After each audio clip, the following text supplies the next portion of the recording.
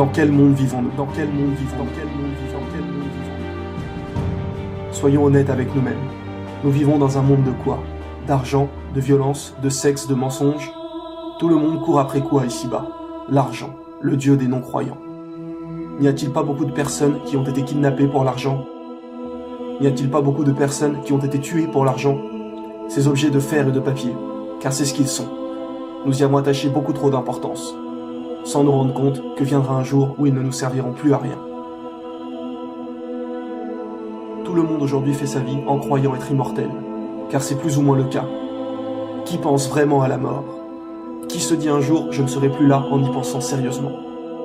Nous vivons et travaillons que pour une chose, les biens de cette vie d'ici-bas. Mais où sont nos provisions? Où sont nos provisions pour la vie de l'au-delà? Quand vous partez en voyage dans un autre pays, déjà à l'avance, vous réservez vos billets de transport, vos chambres d'hôtel, vous mettez depuis plusieurs mois de l'argent de côté. Il y a toute une préparation, n'est-ce pas? Et pour combien de temps? Combien de temps durera ce voyage? Une semaine? Un mois? Mais il y a toujours un retour. Mais gardez bien constamment à l'esprit qu'il y a un voyage auquel il n'y aura pas de retour. Et cette fois, pas d'amis ou de famille qui viennent avec vous, pas de téléphone pour appeler au secours en cas de problème, rien que vous enfermé dans cette boîte. Car fuyez-la autant que vous voulez, vivez sans y penser autant que vous voulez, la mort nous frappera tous. Quand allons-nous mourir? Dans 50 ans? Dans 20 ans? Ce jour viendra, oui. Mais si ce jour était demain? Accident de voiture, arrêt cardiaque, chute mortelle, peu importe. Êtes-vous prêt à faire ce voyage? Avez-vous préparé ce qu'il vous faut pour le présenter à votre Seigneur? Car ce jour viendra bien plus vite que vous l'imaginez. La mort que vous fuyez va certes vous rencontrer. Ensuite vous serez ramené à celui qui connaît parfaitement le monde invisible et le monde visible, et qui vous informera alors de ce que vous faisiez. Imaginez-vous enfermé dans cette boîte sous terre, cloîtré sans que personne ne puisse vous aider. Et les deux anges apparaissent devant vous. Et là, vous avez maintenant la certitude que le prophète avait dit vrai. Et vous vous posez la question, qu'ai-je fait de ma vie? Qu'ai-je fait sur terre? Vouloir m'acheter une maison? Vouloir m'acheter la dernière Mercedes? Qu'ai-je fait? Quand ai-je remercié celui qui m'a donné mon père, ma mère, ma nourriture, ma santé? Comment ai-je pu être aussi bête pour ne pas agir avant avec tous les avertissements de notre prophète? Pourrais-je seulement revenir en arrière pour prier un peu plus? En y réfléchissant bien, qu'est-ce que 5 minutes de prière dans une journée comparé aux heures que j'ai passées sur ces sites interdits, sur ces heures passées au cinéma, au casino, en boîte de nuit? En y réfléchissant vraiment, à toutes ces heures perdues, qu'est-ce que cela m'a apporté? Il faut que je trouve le moyen de revenir en arrière. Seulement quoi? Il est trop tard. Les deux anges vous regardent et vous posent les 3 questions fondamentales qui sont: quel est ton Dieu? Quelle est ta religion? Et qui est ton prophète? En sachant cela, beaucoup de gens se rassurent tout seuls en se disant « Ah, ça va, c'est facile, maintenant que je sais quelles sont les questions, je pourrai répondre. » Seulement ce jour-là, ce n'est pas votre langue qui parlera, mais votre cœur. Et si vous ne croyez pas fermement en Allah et en ses prophètes, la seule réponse qui sortira de vous sera des bégaiements. Et la punition annoncée de notre Seigneur sera vérité.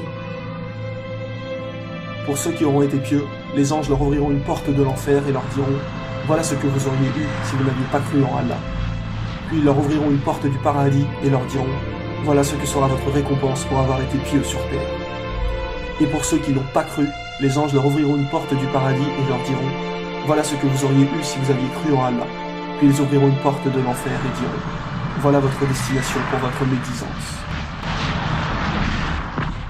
Les musulmans patienteront baignés dans le bonheur attendant que le jour du jugement arrive, tandis que les autres subiront les affres de la tombe jusqu'au jour de la rétribution.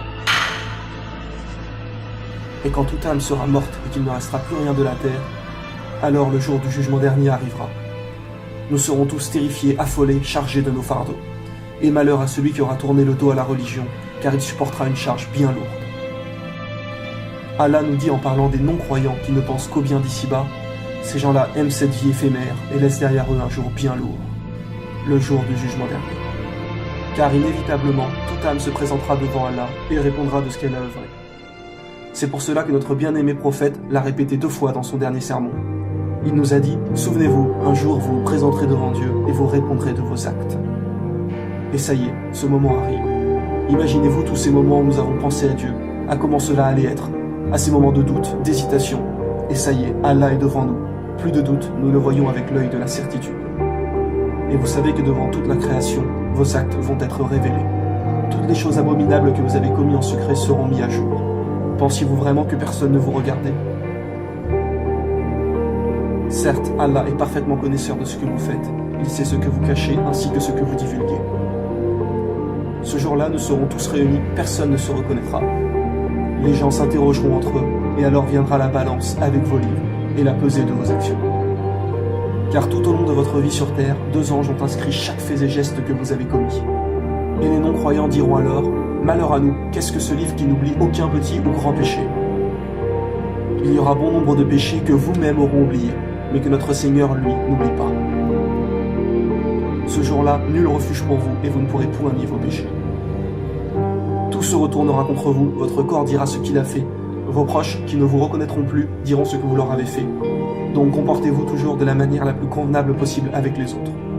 Notre bien-aimé prophète a dit, « Ne blessez personne afin que personne ne puisse vous blesser. » Celui qui aura fait le poids d'un atome de mal le verra, et celui qui aura fait le poids d'un atome de bien le verra également. Et celui dont les bonnes actions pèseront lourd dans la balance, nulle crainte à son sujet. Et celui dont les bonnes actions seront légères, alors malheur à lui, car l'enfer sera sa récompense. Une fois la pesée faite, viendra le passage qui vous mènera à l'enfer ou au paradis, selon ce que vous avez œuvré sur terre. Ce passage se nomme le Sirat.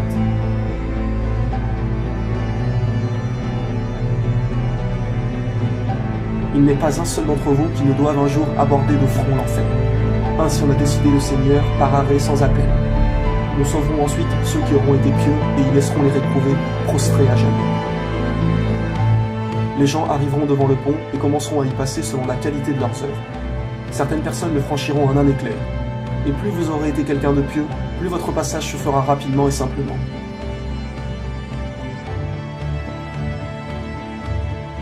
Mais inversement, si vous n'avez pas cru, plus vos mauvaises actions seront nombreuses, plus il vous sera difficile de traverser. Le pont se trouve dans l'obscurité la plus totale. Les croyants auront une lumière qui les éclaireront selon leurs œuvres. Donc le pieux musulman n'a aucune crainte à se faire. Sa lumière sera grande et lui éclairera bien le passage. Pour certaines personnes, celle-ci sera faible et s'éteindra par moments, tandis que d'autres n'en auront pas du tout. Des crochets attraperont les mécréants et les feront chuter dans le feu de l'enfer.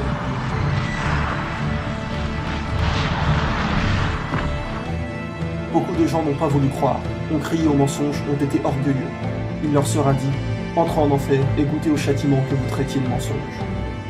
Imaginez-vous être en prison pour 20 ans par exemple. Imaginez-vous la souffrance que cela doit être.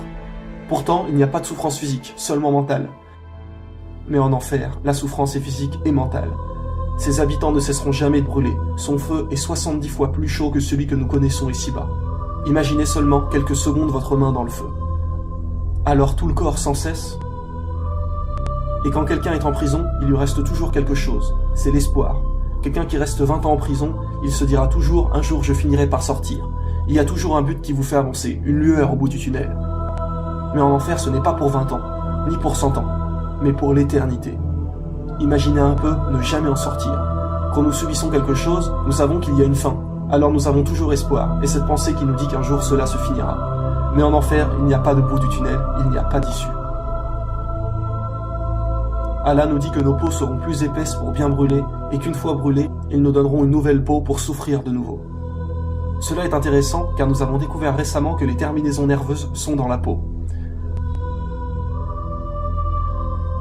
C'est-à-dire que si vous vous brûlez la peau, vous allez avoir mal, mais une fois brûlée, si vous remettez cette partie au feu, vous n'aurez plus mal, car la peau est déjà consumée. Et que nous est-il dit ? Certes, ceux qui ne croient pas en nos révélations, nous les ferons entrer dans le feu. Chaque fois que leur peau sera consumée, nous leur en donnerons une autre en échange, afin qu'ils goûtent au châtiment. Certes, Allah est puissant et sage. Réfléchissez bien à ces choses-là, car après, il sera trop tard. Au jour de la résurrection, Dieu demandera à celui des damnés dont le châtiment sera le plus léger. Si tu possédais tout ce que tu voulais sur la terre, tout l'argent du monde, le donnerais-tu pour te racheter ? Il dira oui. Et Dieu lui répondra, je t'avais pourtant demandé bien moins que cela. Mais tu as préféré t'enfler d'orgueil et ne rien savoir. Mais tu as préféré t'enfler d'orgueil et ne rien savoir. Tu as préféré t'enfler d'orgueil et ne rien savoir.